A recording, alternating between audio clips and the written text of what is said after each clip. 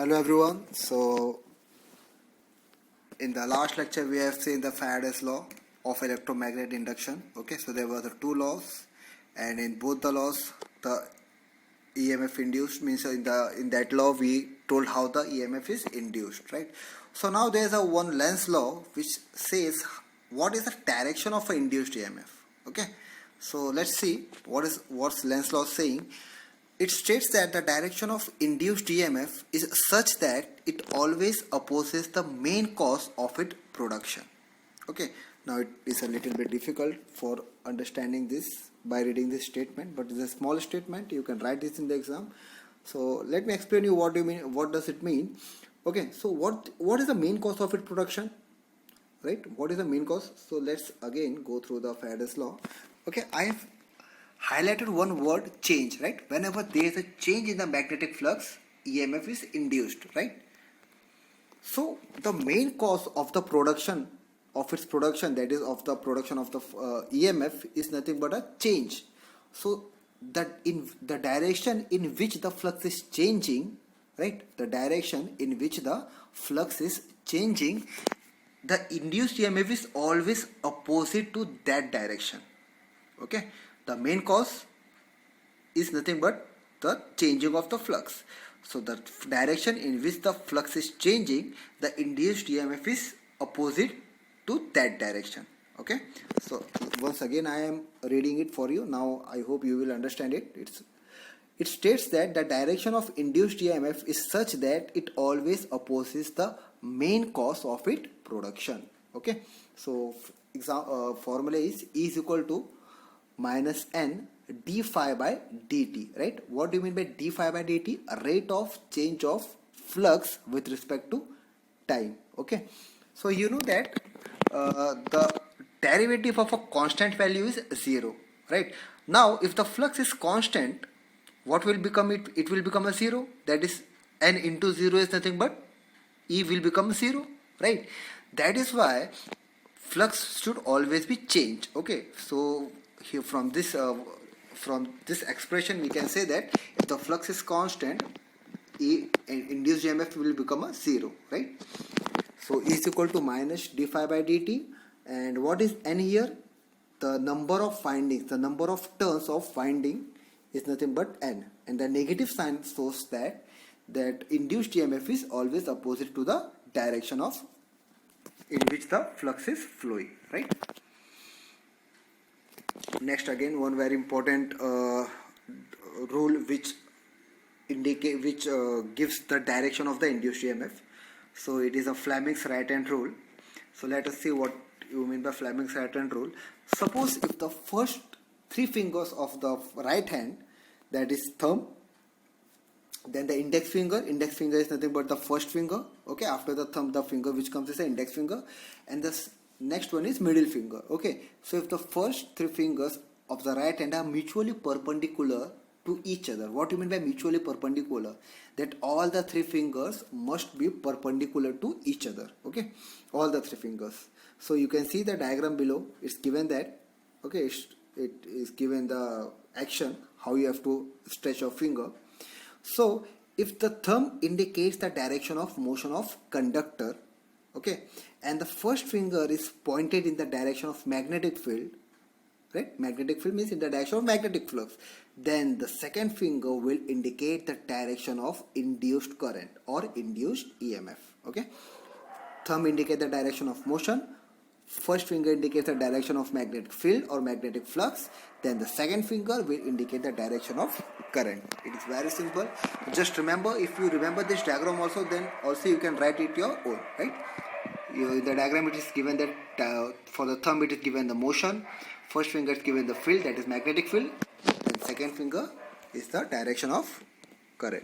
Okay, so this is a Fleming right hand rule. I hope you understand what is the Fleming's right hand rule.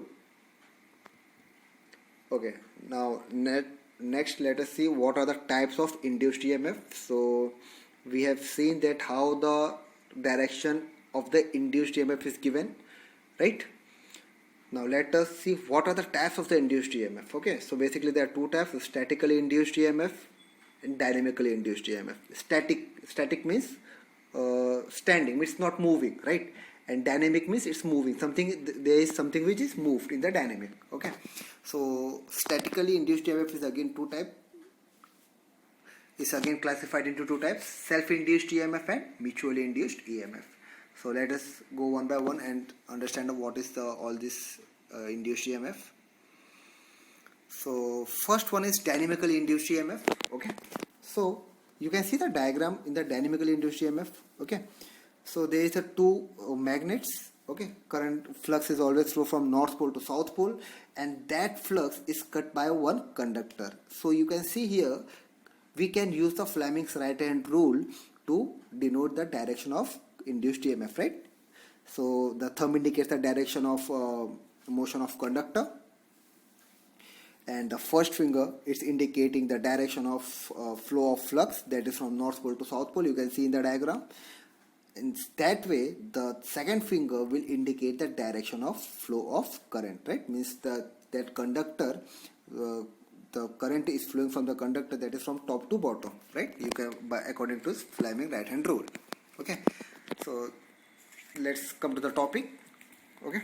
So what is dynamically induced EMF? Dynamically induced EMF induces in a conductor when the conductor moves across the magnetic field. Okay. So here you can see that we are applying the Faraday's first law, right? That conductor is cutting the flux, and according to the Faraday's law, what he was saying, if the conductor cuts the magnetic flux, EMF is induced in the conductor, right? See here. See that point, second point. Whenever a conductor cuts a magnetic flux, and EMF is induced in that conductor. This was given by the Faraday's. Okay. So here we are, right? So from this diagram you can clearly say that in that conductor EMF is induced. Now let us see how its EMF is inducing. Okay. So this is the one handmade diagram just for your better understanding, and you can draw this diagram if you want. If you want, this diagram is compulsory, right? This is a very important question. They can ask you for 4 marks. Explain dynamically induced EMF. So you have to draw the diagram and you have to explain it. Okay. So maybe generally the diagram will be for 2 marks and that explanation will be for 2 marks. Okay. So let us see.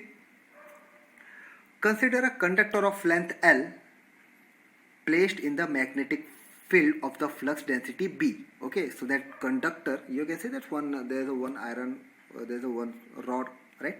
That rod is nothing but a conductor, and the length of that conductor is L. Okay, now when it is placed in a magnetic flux density B, and the angle between the conductor and the magnetic flux is nothing but a theta. Okay. So let theta be the angle between the plane of the flux and the direction of the conductor moving, and v is the velocity at which the conductor cuts the flux. So these are the few parameters which we have to remember. So expression of the magnitude of dynamically induced EMF is given by E is equal to BLV sin theta. This formula you have to remember. It is very important formula. Okay, E is equal to B, that is flux density, L, that is length of the conductor, V, velocity at which the conductor cutting the magnetic flux, and the theta, the angle between the conductor and the plane of the flux. Okay. So from this formula there are 2 cases. Case 1. What is a case 1? When the plane of the motion of conductor is parallel to the plane of the flux, that is the flux is parallel to the magnetic flux, right? Now if 2 things are parallel, the angle between them is 0, right? So what the formula will become? In the place of theta we can write 0. So E is equal to BLV sin 0, and we know that sin 0 is nothing but 0. So BLV into 0, everything will become 0. So the induced EMF is 0. So we can say that it is a minimum induced EMF. When the EMF will be minimum? When the conductor is parallel to the plane of the flux. Okay. So this is a case 1. Case 2. When the conductor is perpendicular to the plane of the flux, right? So it is not coming in the frame. You can write on your own. Right? It's very simple thing. E is equal to BLV sin 90. Sin 90 is nothing but 1. So E is equal to B into L into V, which is maximum. Okay.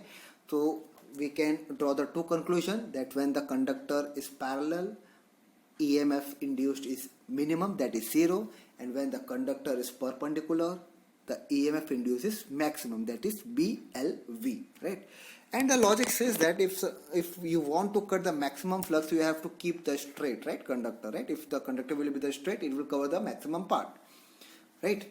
So these are dynamically induced EMF. So this is a very important question. So you have you study it carefully, and if you have any doubt, we will solve in this live session. Okay. Now let us go to the next topic, that is statically induced EMF. Okay. So we have seen earlier that statically induced EMF are basically of two types, that is self-induced EMF and mutually induced EMF. Now let us go through the self-induced EMF. Okay, so you have seen this diagram earlier also. This is a diagram for the self-induced EMF. Here you can see there is one conductor, and above and around that conductor copper wire is founded, and from between the two ends of the wire we have given the supply, right, battery, and we had given the resistance R, which is a variable resistance, right? Now what happens to the battery? Battery gives the DC supply, that is a constant voltage. If the voltage is constant, the current will be constant, and if the current will be constant, the flux will also be constant, right? And if the flux is constant, do you think that EMF will induce?